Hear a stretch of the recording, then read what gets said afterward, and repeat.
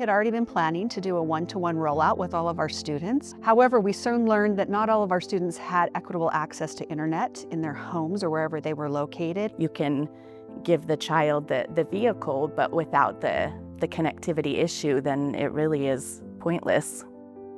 We realized that our student numbers, which had generally been around 50, McKinley-Vento home insecure students for years and years, actually had gone up last year as high as 120 at one time.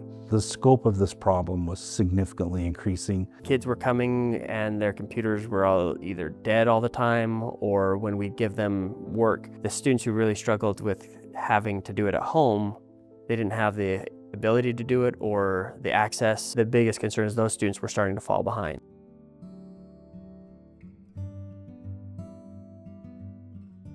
Well, when we started trying to look at the needs for being home insecure, and the first and foremost thing is electricity. If you're living in your car, why would we want you to turn the heat off so you could use your Chromebook, for example, and charge? And so the first thing we knew is we needed them to have access to a device that was charged at all times. You've got to be able to have connectivity, because most of the learning options that we are providing to our students now, whether it's AI personalization, the programs where they learn to read, and other things where it tests them along the way and adapts to them, you've got to have an online component for that. And so internet connectivity was very important, and that's where we looked at ways that we could take not just Wi-Fi from the school parking lot, but actually upgrade to a mobile technology like LTE, which would go out a half a mile to a mile from all of our properties. And then of course the third thing is they have to have the device itself. We're so excited to connect with Jason about this particular opportunity to provide LTE-enabled Chromebooks for kids and ensure all kids have the ability to be connected and learn. So I think Jason's always been a little bit of a visionary, and I could tell early on that he was going to take some steps to bridge that digital divide that other people had not been able to take thus far. What we're trying to do here is put devices in small children's hands where they can just lift the device up, be in our safe environment like we have inside our school buildings, and work outside our school buildings. The surprise for me with CTL was when Eric, your CEO, reached out to me on LinkedIn and said, "We're looking at this." And I just said, "We've been waiting 4 years for this." And he tested that on his network and determined that it got great reception and would be a good tool for the students. And then came the next hurdle, which was how are we going to power these devices for the students to take home? And we actually landed on a charging locker that would work in this scenario. And so students that were experiencing home insecurity could utilize their Chromebook at school during school hours and then grab their charged second Chromebook that they could utilize at home, wherever that might be for the night. One of my favorite days was when we used our social workers, our school-based mental health professionals, to actually help us identify the students that could take and use this and help put the devices in their hands.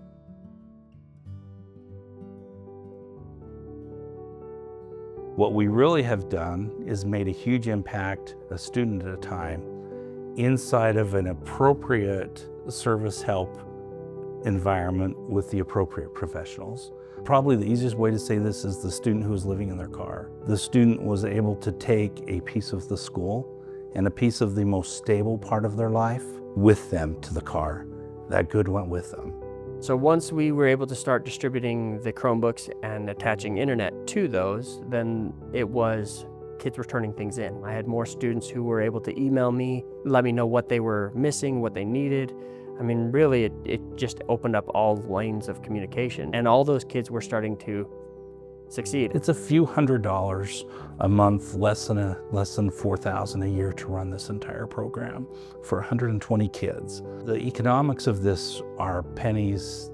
We do have amazing people in education, and I think it is very important to trust the expertise and professionalism and to give opportunity for innovation to happen. When the opportunity came up to nominate someone for this award, Jason was obviously someone we thought of immediately. He has considered the needs of students that aren't typically serviced in our systems and are sometimes overlooked, and he's found a way for others to model what he's done, and we are very happy to be partnered with someone who keeps students' needs in mind. We do hope, though, that people learn that there are ways to provide these services and that there are creative solutions that may not be big mega programs, but at the same time can solve a simple problem. Our hope and vision for the future is that any learner, anywhere, at any time, has the connectivity they need to access the information they need to be successful. For us, that includes a roadmap to bring 5G-enabled LTE devices to the market. My advice to other school boards and school districts in looking at implementing this type of a project is to really deeply consider your students. That's what we're here for. Our day starts with students, our day ends with students, and our entire focus needs to be on what is best for our students, and that's all students.